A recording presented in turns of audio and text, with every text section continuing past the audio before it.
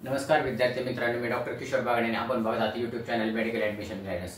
या चॅनलद्वारे medical admission संदर्भात लागणारी सर्व माहिती विद्यार्थी व पालक यांच्या गरजा लक्षात घेऊन वेळोवेळी प्रसारित केली जाते.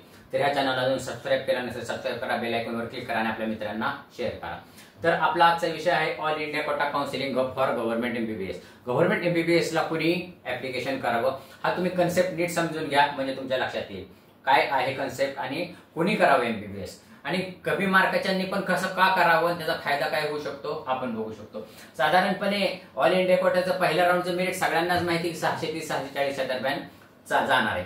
पण आमचं म्हणणं काय आहे की ज्या विद्यार्थ्यांना 570 मार्क आहेत त्या सर्वांनी ऍप्लिकेशन करावं. ज्या विद्यार्थ्यांचा नीट स्कोअर 570च्या वरती आहे त्या सर्वांनी ऑल इंडिया कोटाच्या गव्हर्नमेंट एमबीबीएस साठी ऍप्लिकेशन करावं. का कसं हे आपण समजून घेऊ.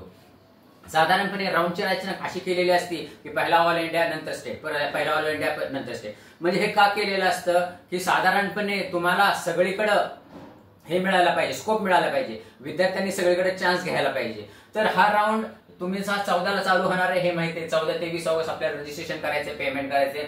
16 ते 20 ऑगस्ट आपल्याला चॉईस फिलिंग करायची आणि रिझल्ट हा 23 ऑगस्ट आहे. आणि नंतर कधी स्टेट काउन्सिलिंग 21 ऑगस्टच्या दरम्यान चालू होणार आहे.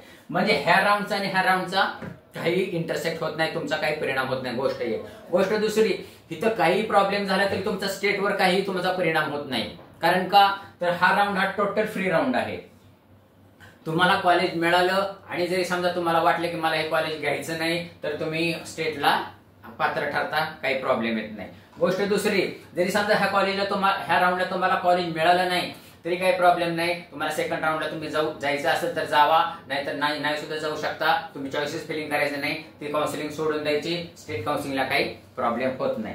तिसरी गोष्ट काय आहे, पहिल्या राऊंडला बरेच जणांच्या विद्यार्थ्यांचे ऍप्लिकेशन येत नाही. हा बेसिक गोष्ट आहे.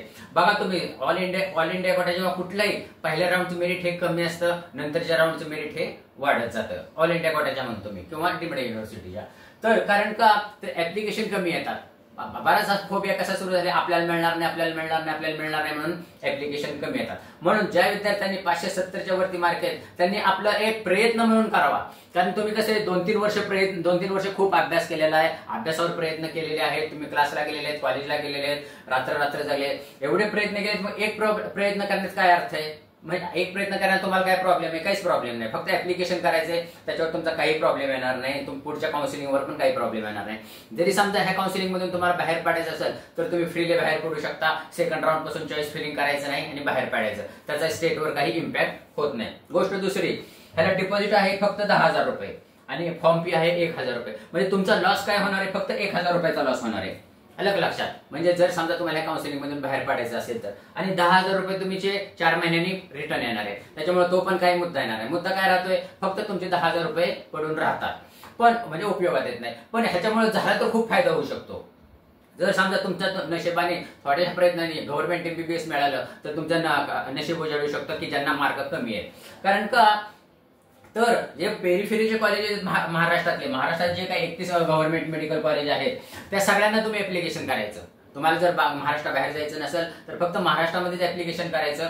आणि जे काही पेरिफेरीचे कॉलेजेस आहेत त्यांना कधी कधी ऍप्लिकेशन कमी होतात. म्हणजे जे नवीन कॉलेजेस आहेत, तर सातारा, अलिबाग, रायगड किंवा बारामती, परभणी, असे जे काही नाशिक नवीन झालेलं, हे जे काही कॉलेजेस आहेत त्यांना ऍप्लिकेशन कमी येतं. त्याच्यामुळे तिथं कॉम्पिटिशन कमी होतं. आणि तुम्ही जर त्याच कॉलेजचे चॉईसेस दिले तर तुम्हाला गव्हर्नमेंट एमबीबीएस मिळू शकतं. अशा घटना घडलेल्या आहेत, म्हणून हा व्हिडिओ करतोय मी. तुम्ही बरेच जण म्हणत असतील 570ला मिळणार नाही, काय कशाला काय, पण तुम्ही प्रयत्न करायला पाहिजे.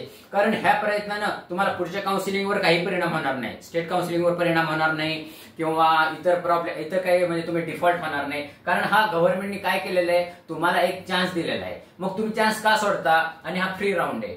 अलग लक्षात, हे खूप महत्वाचं आहे. आणि ह्या राऊंडचं तुम्हाला हे होतं, म्हणजे तुम्हाला प्रॅक्टिस होते ह्या राऊंड मध्ये काय कसं करायचं. आणि आपला स्टेट काउन्सिलिंग कधी चालू होणार आहे, 21 ऑगस्टला. त्याच्यामुळं ह्या राऊंड मध्ये तुम्हाला जर समजा अंदाज आला की आपल्याला मिळणार नाही तर तुम्ही सोडून द्या. 21 ऑगस्ट पासून तुम्ही स्टेट काउन्सिलिंग मध्ये हे पार्टिसिपेट व्हा.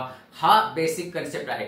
म्हणजे ज्या विद्यार्थ्यांना थोडे मार्क कमी आहेत, 630च्या खाली मार्क आहेत आणि 570च्या वरती मार्क आहेत, त्यांनी एक प्रयत्न म्हणून ऑल इंडिया कोटाच्या गव्हर्नमेंट एमबीबीएस ला हे करण्याला ऍप्लिकेशन करावं आणि एक आपला प्रयत्न करावा. प्रयत्न करून फायदा झाला तर अनलिमिटेड फायदा होणार आहे.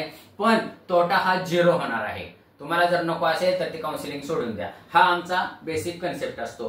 तरी या अशाच माहितीपूर्ण व्हिडिओसाठी ह्या चॅनलला सबस्क्राईब करा, बेल आयकॉनवर क्लिक करा आणि आपल्या मित्रांना शेअर करा. मला वाटते की हा व्हिडिओ तुम्हाला आवडला असेल तर हा शेअर करा आणि या अशाच माहितीपूर्ण व्हिडिओसाठी ह्या चॅनलला सबस्क्राईब करा. एवढं बोलून आजचा विषय थांबवतो. जय हिंद, जय महाराष्ट्र.